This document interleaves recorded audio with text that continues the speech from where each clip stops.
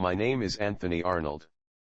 I live in Santan Valley, Arizona with my dad, in a house that has been adapted for my power wheelchair. It's a peaceful community, about 45 minutes outside of Phoenix. I enjoy living here. It's the first time in my life I feel I'm somewhere where I truly belong. I have a lot of interests, and I also have two jobs. I work for the Brent Karomich company providing tech support for AAC devices, and I work for the RERC on AAC preparing educational materials like this presentation. I use an Accent 1400 to communicate, so I bring special skills and knowledge to both of these jobs. Getting to where I am now was not always easy. I had to learn how to communicate effectively with others and how I could combine my talents with my interests to have the career of my dreams. I like to believe my transition to adulthood, independent living, and employment started to happen on the day my parents learned of my diagnosis of cerebral palsy. It is important to start the needed educational and rehabilitation activities at a very early age to achieve the outcome you want. In this presentation, I would like to share my journey, and talk about the people, activities, and AAC technology that has contributed to where I am today. I have a safe place to live that I love, I do activities I enjoy, I can get many of the services I need, and I have good friendships and relationships. I have been fortunate, but I have also planned and worked hard. I have worked to surround myself with good people, and I made changes when things were not right in my life. I would like to talk to you about what you can do as teachers and speech-language pathologists to support all children, and adults, in working towards their dreams.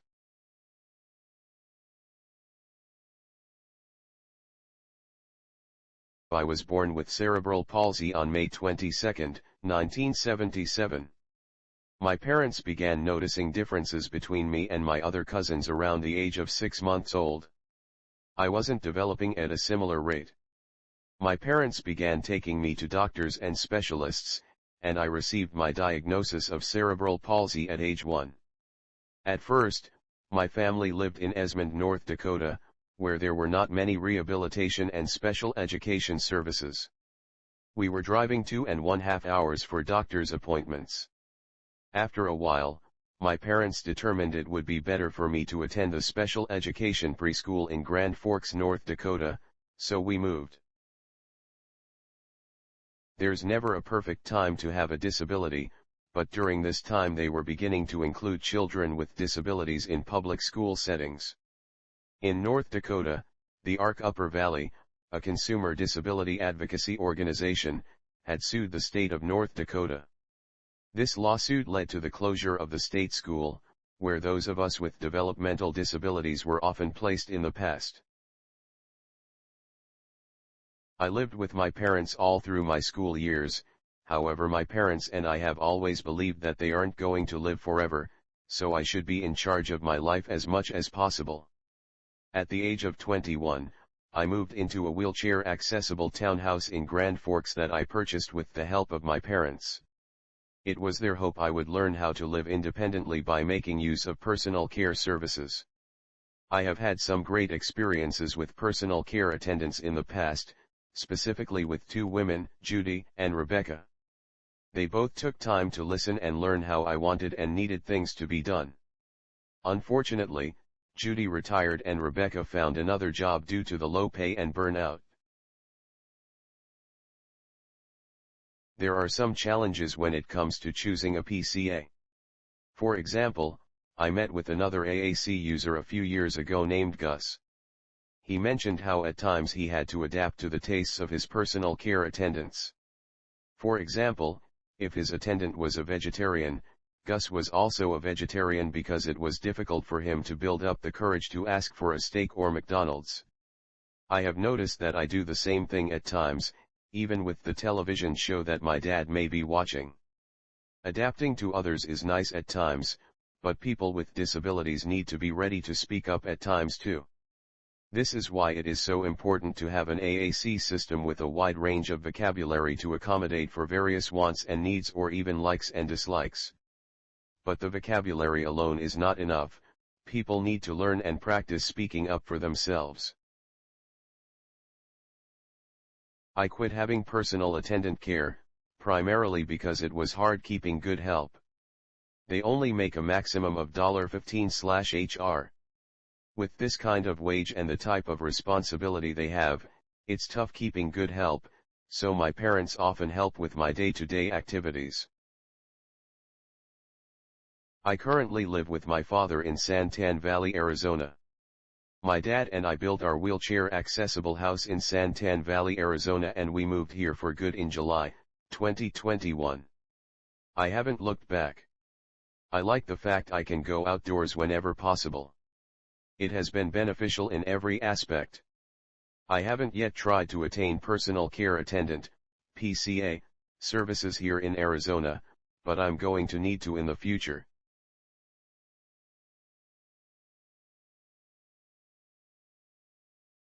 I have always had an active life, and part of that has included trying new things. I was one of the first children with disabilities in North Dakota to attend their local public school. Everyone on my school team wanted the best for me, because they wanted inclusion to be a success. I believe I received their very best effort with what they knew at that time. Sure, there's been mistakes, but I have learned to fix and move past them, instead of letting whatever get the best of you. I always had the determination to communicate. At age 2, I was sitting home with my parents, and noticed it was snowing outside. Like with any little kid, I was excited to see snow, but I had no way of saying it. I ended up pointing to the refrigerator and then to the outside window. This took my parents a while to figure out what I was attempting to say. They eventually looked outside themselves, and noticed it was snowing. Shortly afterwards, they were telling my therapists at the rehab hospital. They decided to introduce a communication board with 7 pictures to me. As you can see, it was pretty basic. It is funny to think about what I could, and could not, say with just 7 words.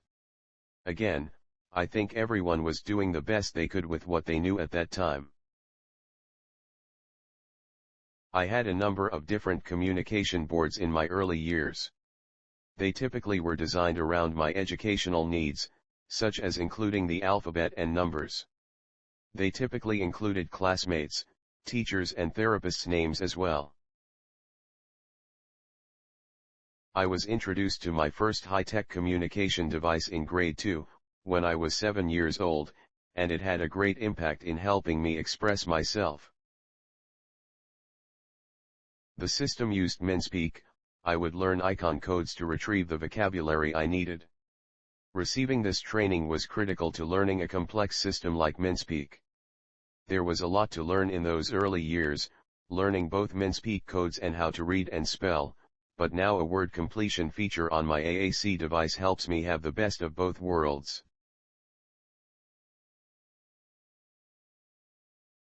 I believe a good communication device allows someone to learn more, expand their capabilities to accomplish more, and provides the ability to express themselves, to make their opinions known. I now use a variety of communication devices, including an Accent 1400 for face-to-face communication, and an iPad with word prediction software for writing on the computer and for Facebook. I was fortunate to have had a communication device since 2nd grade, and I must say it really allowed my teachers and parents to not only educate me, but to prepare me for independent living and employment someday. Communication allowed me to express my opinion, to make decisions, to have an impact on my world. I have known people with developmental disabilities, who haven't gotten the opportunity of having communication partners, and they unfortunately develop a passive personality.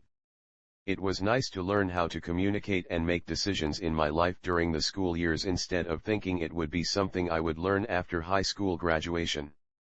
This allowed me to focus on independent living and attaining some sort of employment in the years after high school.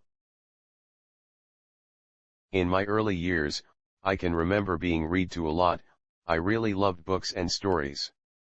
I could use my communication system to talk about the books, but my teachers struggled to think about how to teach me to read. They found it complicated because most kids learning to read can speak. I had difficulties with reading for quite a while. I sometimes wonder if things would have been better if I had had more reading instruction when I was young, but they did the best they could with what they knew at that time. Now there are reading instruction programs that are adapted for children who have difficulty with speech, and ways that children can learn to read while also using their AAC device to communicate. Throughout my years of using various communication boards and communication devices, I have learned that the gift of communication continues on giving, and enhances the quality of one's life in every aspect including education, independent living, medical need, and socialization. Once someone attains a communication system, it's important to make it available 24/7 in all environments, wherever they need a voice. You can't make it just a school or therapy thing, or you will see little progress, if any.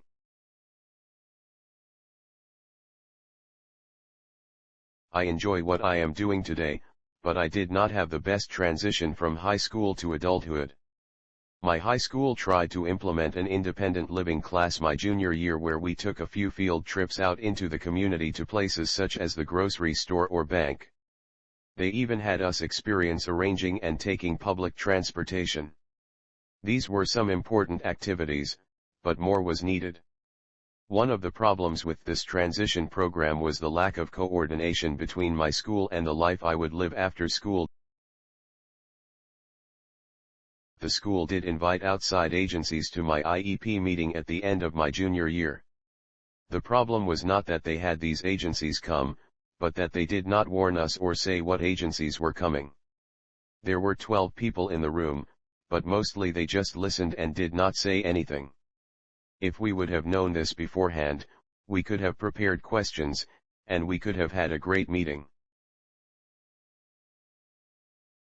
I was talking about this with another AAC user, and they said keep pushing, it's the only way of getting services. Back then, my mindset wasn't nearly as advanced. If it was now, I would have taken the bull by its horns. One of the amazing opportunities one had during high school was through the Do It program, which stands for Disabilities, Opportunities, Internet Working and Technology. This program originally received a major portion of their funding from the National Science Foundation. They wanted to get high school students with disabilities exposed to math and sciences, with the main aim of going to college to pursue these careers. I spent 2 summers at the University of Washington participating in the Do It program. I lived in the dormitories while attending various activities during the 2-week period. I was first introduced to the internet and email here. The internet has opened up a lot of doors for people with disabilities, from education to employment to socialization. Thanks to modern-day technology, the playing field is more accessible for everyone. Do It is still going strong with a good portion of scholars going to school and or working in related fields. For me, it was a great jumping off point for the job I have had in computer technology, again, an investment delivering an outcome.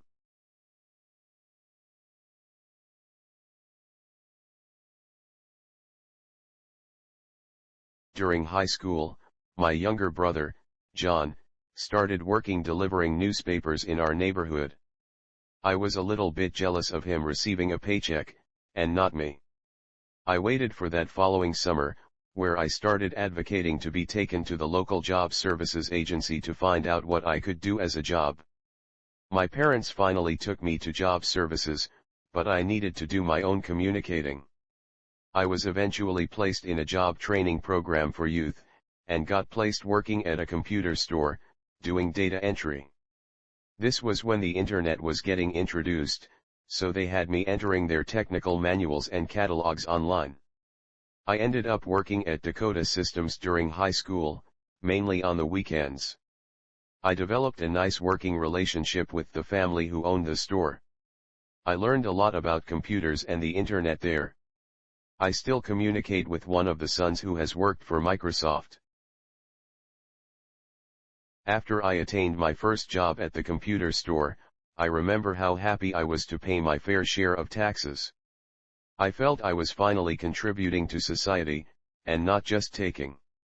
These years later, I'm still happy to pay my fair share of taxes. I feel I live here, I might as well contribute.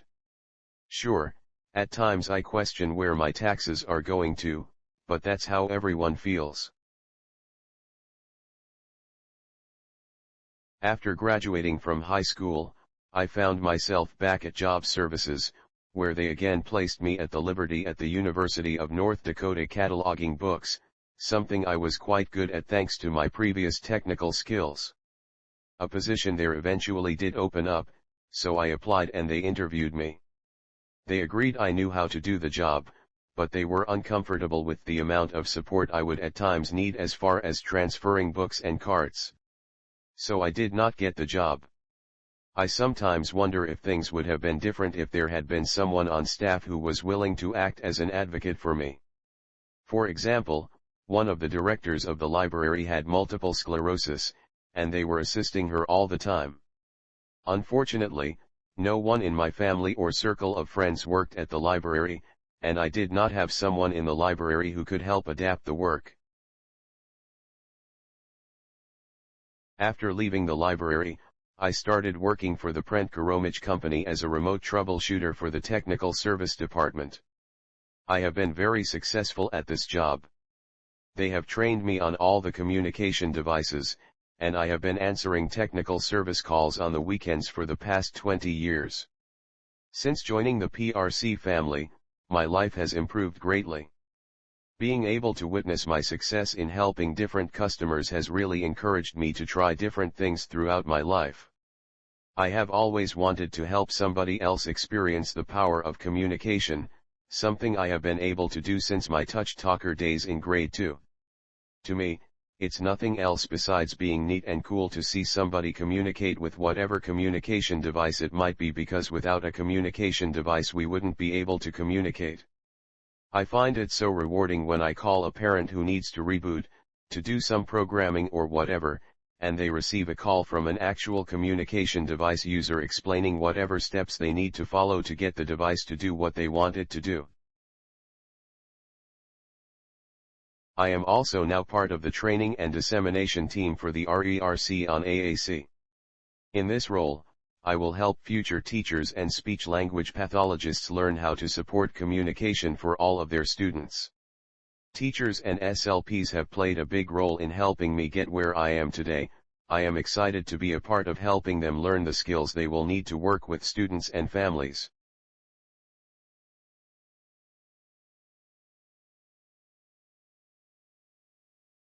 Living a full adult life means having access to needed services, and being a part of the community. In North Dakota, I started working with trainers at the local gym. They developed a fitness program for my whole body. When I was attending, I was making remarkable progress both physically and emotionally. Seeing me lift weights really boosted my self-confidence.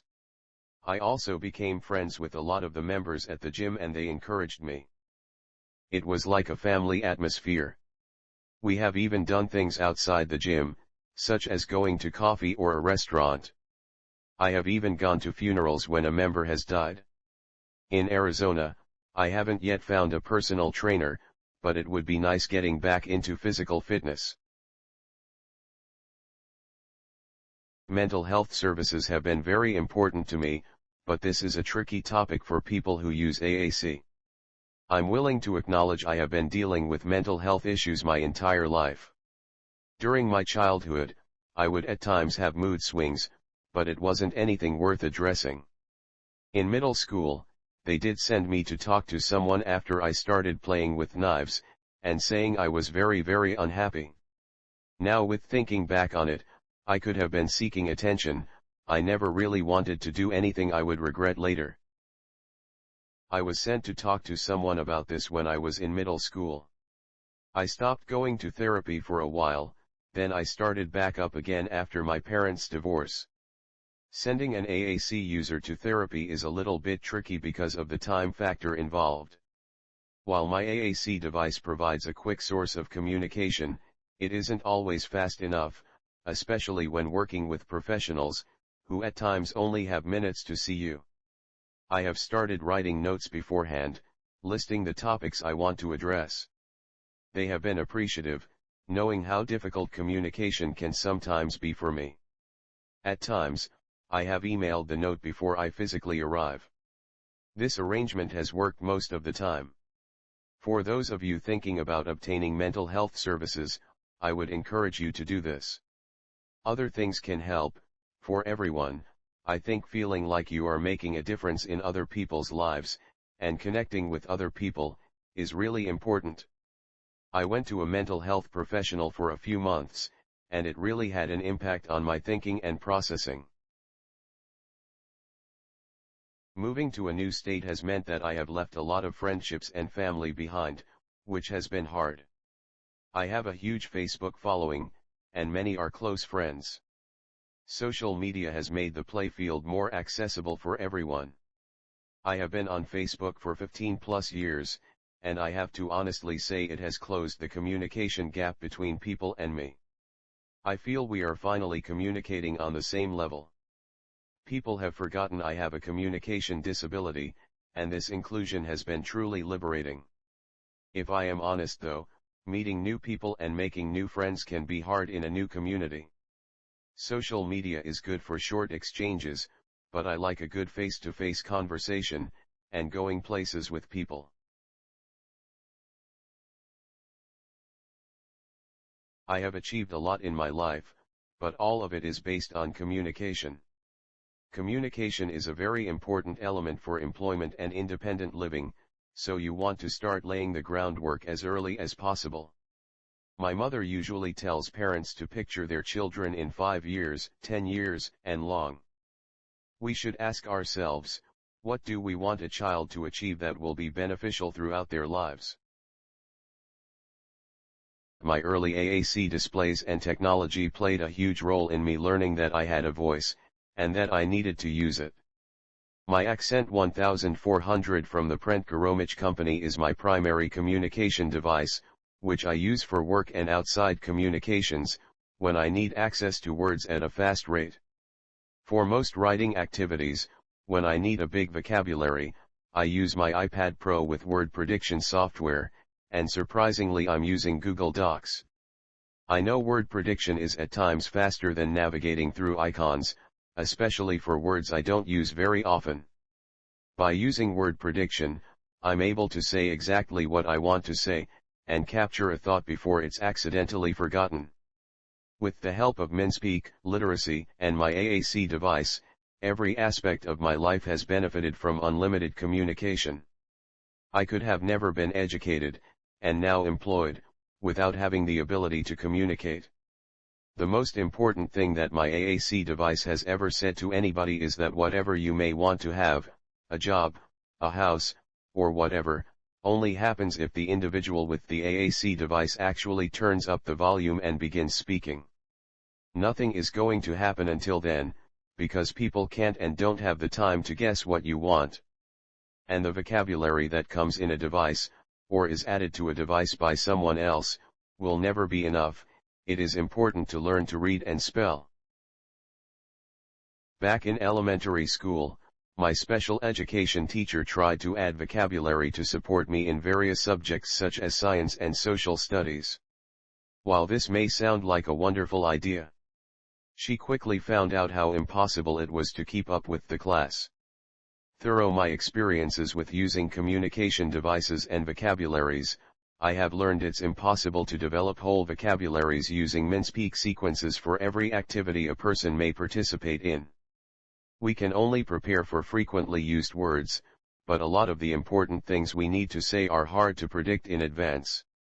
This is why it's important to incorporate a spelling and word prediction features on communication devices. When I got going on word prediction, things really took off. I could just enter the first letters of a word, and then choose from the predictions that appeared. Using this feature helped to improve my reading and spelling as well.